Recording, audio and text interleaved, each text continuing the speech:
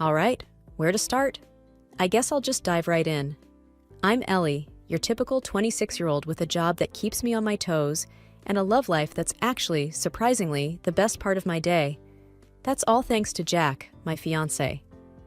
He popped the question 3 months ago, and I still get giddy thinking about it. We've set the date, and the wedding's supposed to be this big, beautiful bash in 3 months. But man, planning a wedding is like having another full-time job. So there's me, excited and stressed in equal parts. Then there's Jack, the man of the hour, who's just as swamped at his job as I am at mine. We're the dynamic duo, trying to juggle spreadsheets and seating charts, conference calls, and cake tastings. One evening, after a particularly long day, Jack and I were slumped on our couch, our living room littered with brochures and to-do lists. "Ellie," Jack said, rubbing his eyes, "how are we going to manage all this?" I shrugged, feeling the weight of exhaustion. "I don't know, Jack. Maybe we should just elope." Jack chuckled. "Tempting, but you know you want the big family shindig." He wasn't wrong. I did want the big do. Family, friends, the whole 9 yards. But at that moment, it felt like climbing a mountain without any gear. The next day, Dad called. He's been my rock since Mom passed away when I was 6. And since then, it's been him and me, until Vivian, my stepmom, came into the picture.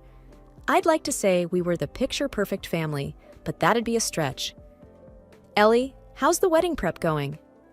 Dad's voice was full of that fatherly concern that meant he was about to offer advice I probably didn't want. I sighed into the phone. "It's going, Dad. Slow, but going." There was a pause, and I knew something was up. "Listen, sweetheart, I've been thinking. Vivian could help you out. She's got a knack for organizing events and such." I paused, a little taken aback. Vivian and I had a civil but cold relationship. The idea of her helping with the most important day of my life was unsettling. I'm not sure that's a great idea, Dad," I replied, trying to keep my voice neutral.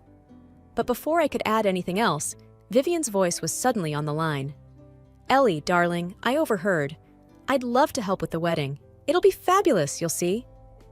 Her voice was sweet, too sweet, like syrup over poison ivy. But Dad was giving me a give her a chance look through the phone.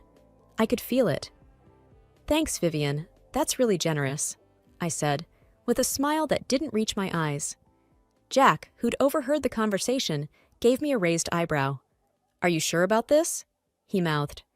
I shook my head, mouthing back, "Nope. But what choice do I have?" So that was that. Vivian was on board as our wedding planner. Jack squeezed my hand, a silent show of support. I squeezed back, hoping I wasn't just handing over the keys to a bulldozer ready to take down my dream day. But hey, that's the risk you take when you're trying to pull off the biggest party of your life, with a 9 to 5 that's more like a 5 to 9. Fingers crossed, right? Vivian entered the picture when I was just 6, a little while after Mom died. Dad was grieving and, I guess, lonely. So when Vivian came along with her big smiles and bigger promises, he fell for it. I wanted to be happy for him, really, I did. But there was something about Vivian that set off my 6-year-old alarm bells. I remember the day she moved in. I was playing with my dolls in what used to be Mom's garden, and she came out, all dolled up and looking at me like I was a spot on her perfect dress. "Ellie, darling, why don't you play inside? You're getting all dirty out here," she said in that voice that pretended to care, but didn't really. I just stared at her, clutching my doll tighter. "Mom liked it when I played here. She said the flowers needed my laughter." Vivian had this little twitch of a frown before plastering on a smile. "Well, I'm sure your mom also liked you clean and tidy. Come on, let's find you something less messy to do." It didn't get better from there. Not long after, Lara was born. And don't get me wrong, I love my little sister more than anything. But with Lara's arrival, I became more of a nuisance than a daughter to Vivian. I sat on my far-off room bed, the one that had been pushed aside to make space for Lara's nursery. Dad knocked and came in, sitting beside me with a worried look. "Ellie, you haven't been spending much time with Vivian and Lara," Dad said gently. "Don't you want to get to know your sister?" I nodded, fiddling with the edge of my bedspread. "I do, Dad. It's just Vivian doesn't really want me around." Dad's brow creased. What makes you say that? It was hard to put into words. The way Vivian's presence made the air heavier, made the house less of a home. She's always telling me to go play somewhere else, to stay quiet, to not bother you or Lara. Dad hugged me then, tight. Ellie, Vivian just wants what's best for all of us. Give her some time, you'll see. But time didn't change much. As we grew up, Lara got everything shiny and new, while I got her hand-me-downs and gently used stuff from secondhand stores. One day I finally asked Vivian about it. Vivian, why does Lara get new clothes and I don't? I was older then, more aware of the discrepancies. She looked down at me, her eyes cool and detached. Ellie, I just think it's important for you to learn to be grateful for what you have. Lara is, well, she's younger. She needs to feel special. But I want to feel special too, I murmured, more to myself than to her. Vivian didn't respond to that, just turned away with that air of finality that ended all discussions. I learned then that some battles just weren't worth fighting. Not then, at least. So, when Dad suggested Vivian help with the wedding, all those years of being second best, of feeling like an outsider in my own home, they all bubbled up. But Dad was looking at me with hopeful eyes, and I just couldn't say no. Not to him. All right, Dad, I said, trying to keep my voice steady. Let's see what Vivian can do. Planning a wedding is tough, right? Try doing it with someone who's got their own idea of what your big day should look like. Vivian was like a whirlwind, swooping in with her planners and swatches, and a smile that didn't quite reach her eyes. We sat at the kitchen table one afternoon, surrounded by what looked like a stationery store's exploded inventory. Vivian was flipping through a binder that had more tabs than my browser after a night of online shopping. So, Ellie, she began, not looking up from her binder, I was thinking we should go with a winter wonderland theme. White, ice blue, a hint of silver, elegant, sophisticated. I bit my lip. Actually, Jack and I were hoping for something more colorful. Warm colors, you know? It's a celebration, not a gala.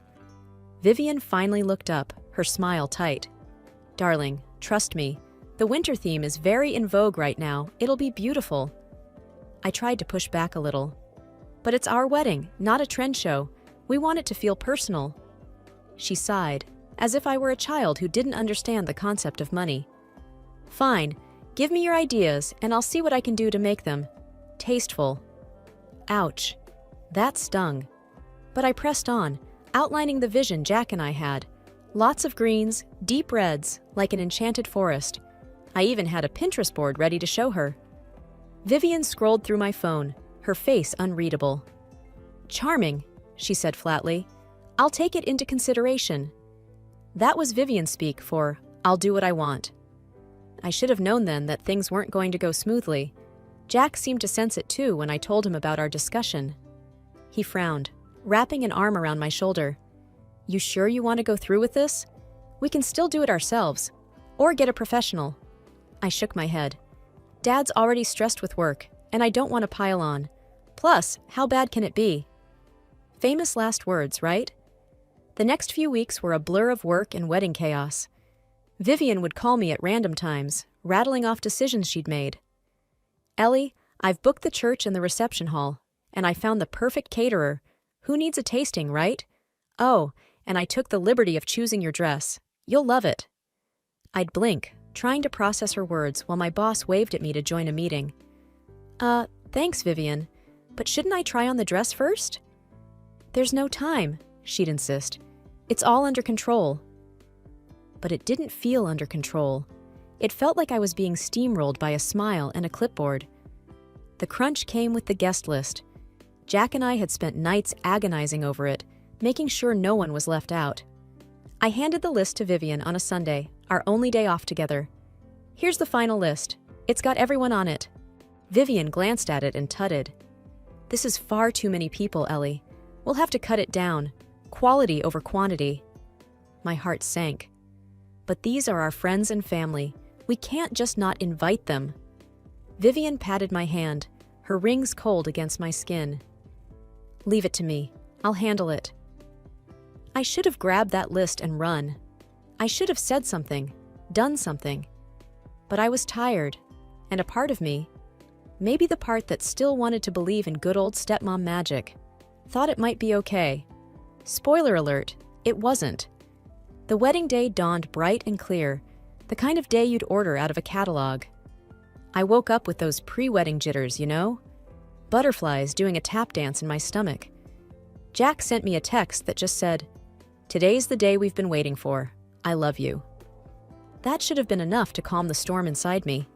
I should have been greeted by a room bustling with bridesmaids and the usual pre-wedding chaos. But instead, I found myself staring into the mirror in a quiet room, alone. Lara was supposed to be here by now, and my friends. Where was everyone? My phone buzzed, and it was Lara, sounding like she was on the verge of tears. "Ellie, I'm so sorry. I'm running late. The hairdresser had a mix-up with the time, and now they're rushing to get us all done." I took a deep breath. "It's okay, Lara. Just get here when you can, okay?" "Of course, Ellie. I wouldn't miss this for the world," Lara said, her voice firm with sisterly resolve. I put the phone down and tried to focus on getting ready. The dress was beautiful, even if I hadn't picked it out. Vivian had taste, I'd give her that. But it was the silence that got to me. The lack of laughter, the missing chit-chat. It didn't feel like a wedding morning. It felt like any other day, except I was putting on a really fancy dress. By the time I got to the church, my heart was racing, not from excitement, but from a creeping sense of dread. Jack's reassuring smile from across the aisle was the only thing that kept me from bolting. The church should have been packed. Instead, there were gaps in the pews like missing teeth. Whispers echoed off the high ceilings, filling the spaces where our friends and family should have been. Vivian was flitting about, pretending to adjust flowers that didn't need adjusting. I cornered her just before the music started. "Vivian, where is everyone?" I asked, trying to keep the tremor out of my voice. She gave me that plastic smile, the one that never quite made it to her eyes. "Oh, darling, I'm afraid there must have been some sort of postal error. A lot of invitations got returned. So unfortunate." I felt like I'd been punched in the gut. "Postal error? How does that even happen nowadays? Did you even send them out?" Vivian looked around, then leaned in close. "These things happen, Ellie. It's out of our hands. Let's not make a scene. It's your day to shine." But shine for whom?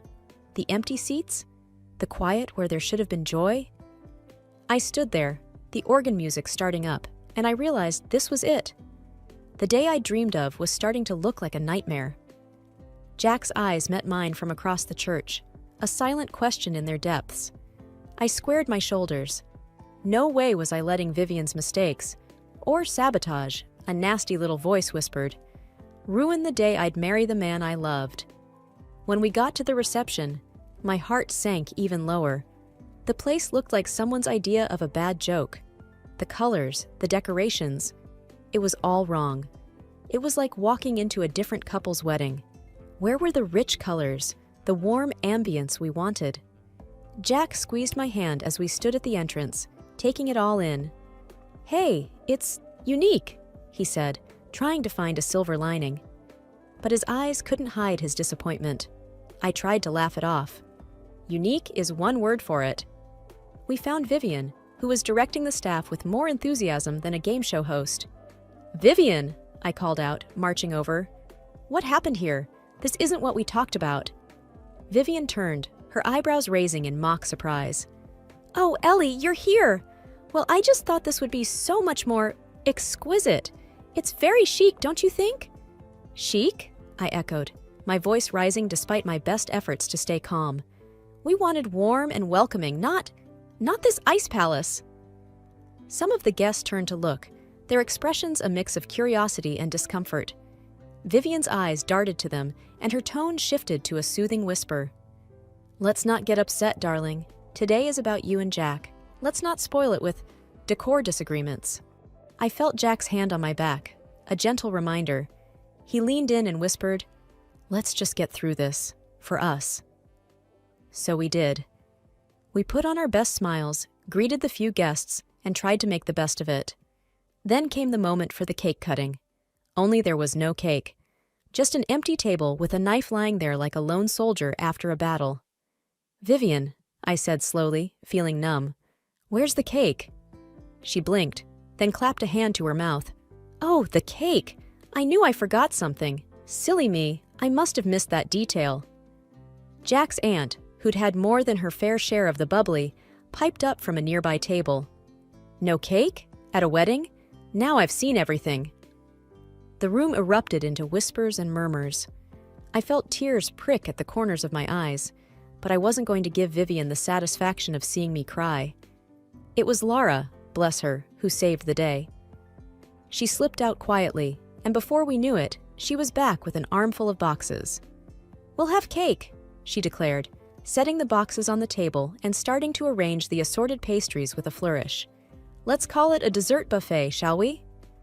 The guests applauded, some out of support, others probably because it was the most entertainment they'd had all day. The reception was teetering on the edge of disaster, but Laura's quick thinking with the cakes from the pastry shop had given it a heartbeat again.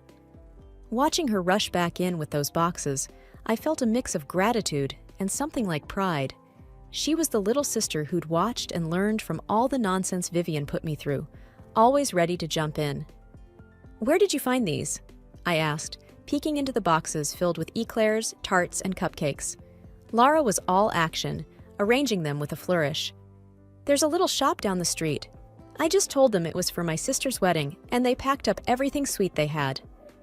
I hugged her, maybe a little too tightly. You're amazing, you know that? She grinned, wiping her hands on her apron. I do now. Go on. Enjoy your party. I've got this. And she did. Guests started milling around the table, picking out their desserts. There was laughter and chatter, the warm sounds of a wedding reception that had been missing before. Jack leaned over to me, a chocolate cupcake in hand. Your sister's something else, he said with a chuckle. Yeah, she is, I agreed, the tension in my shoulders easing just a bit. The party started to feel like a party, even if it was nothing like we planned. People were smiling, dancing, and the room was filled with the clinking of glasses and the soft buzz of conversation. As Jack and I mingled with our guests, thanking them for coming, my dad pulled me aside. He looked stern, the way he did when he meant business. Ellie, your stepmom. She's been acting odd all day. Are you sure everything's okay? I sighed. I don't know, Dad. It's like everything's gone wrong on purpose. He put an arm around me. We'll talk about this later, okay? For now, just focus on Jack and the good parts of today. I nodded, knowing he was right. But as the evening wound down, I caught snatches of a conversation that made my blood run cold. Vivian was on the phone, tucked away in a corner. I only heard a bit of it, but it was enough. Couldn't stand the thought of her happy day. Yes, I did it. And I'd do it again. Yes, that's exactly what I suspected, but still these words were like a punch in the gut. I hurried to tell Dad about the overheard conversation. The night could have been a total wash, but it turned out pretty okay in the end. And as Jack and I swayed to the music, his forehead pressed against mine, I realized that this was all I needed. The love of my life, my loyal sister, and a room full of second-choice desserts that somehow tasted better than any wedding cake ever could. After the half-hearted toasts and the uneasy laughter had died down, my father cornered Vivian near the coat room. I could tell by the tightness in his jaw and the stiff set of his shoulders that the truth I feared was finally coming to light. Vivian, what the hell happened today? Dad's voice was a low rumble of contained fury. Ellie told me what you said. You deliberately ruined her wedding? Vivian's face twisted into something ugly, a snarl that I had never seen before. Yes, I did. I've always hated her. She's nothing but a reminder of what was here before me. Her perfect life, her perfect wedding. It's more than I could stand. I felt like I'd been slapped. The venom in her voice was almost palpable. My father, though, he turned an alarming shade of red. Hated my daughter? My daughter? His voice rose, and people nearby started to turn and look. You're her stepmother.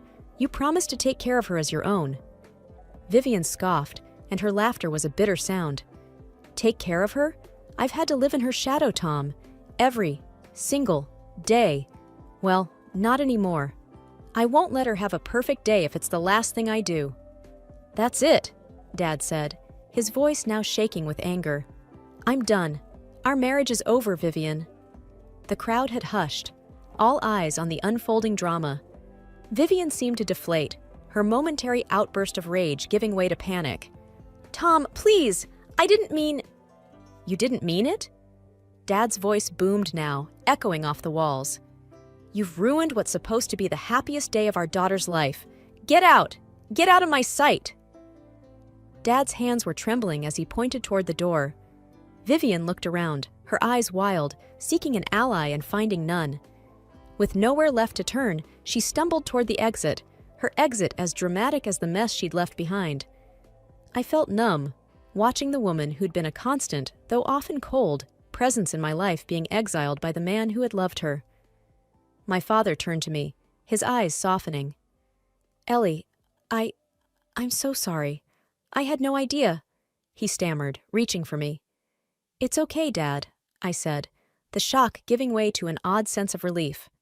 It's over now. The last of the guests had trickled away, leaving the venue in a hushed stillness that felt like the calm after a storm. Dad was off somewhere, probably dealing with the fallout of Vivian's exit, while I found myself sitting at an empty table, my wedding dress a crumpled mess of white around me. You okay? It was my sister Lara, her young face lined with worry that seemed too heavy for her years. I managed a weary smile. Yeah, I think I will be. She sat next to me, her hand finding mine. I'm sorry, Ellie, for everything Mom did. I shook my head. Not your fault, never was. There was a pause, the kind that's full of words that people are too scared to say out loud. It was Lara who finally broke it. Dad's really mad, isn't he? Yeah, I haven't seen him like that, ever. Lara bit her lip. What's going to happen now? I sighed. Divorce, I guess. It's not just about what happened today. It's been a long time coming. She nodded, understanding more than a kid her age should. And us? I squeezed her hand, a promise in my grip. We're sisters. That's not going to change. We'll stick together, okay? Okay, Lara said, a small smile breaking through. You and Jack gonna try for another wedding? I chuckled, the sound strange and distant to my own ears. I think we've had enough excitement for a while. Maybe we'll just elope. Elope? Lara's eyebrows went up. That sounds kind of fun. It does, doesn't it? The idea was growing on me. The possibility of a celebration without drama. Just Jack and me. Dad's coming, Lara said suddenly, and I looked up to see him approaching, his face worn but his eyes clear. Ellie, he said, his voice gentle. I'm so sorry. If there's anything… I stood up and hugged him, cutting off his apology. It's not your fault, Dad. We'll get through this. We stood there, the three of us in an embrace that felt like it could hold up the world if it needed to. It was the end of a wedding, sure, but it felt more like a beginning, the start of something new and hopeful. Let's go home, I said, and as we walked out together, I thought that maybe, just maybe, the worst was behind us.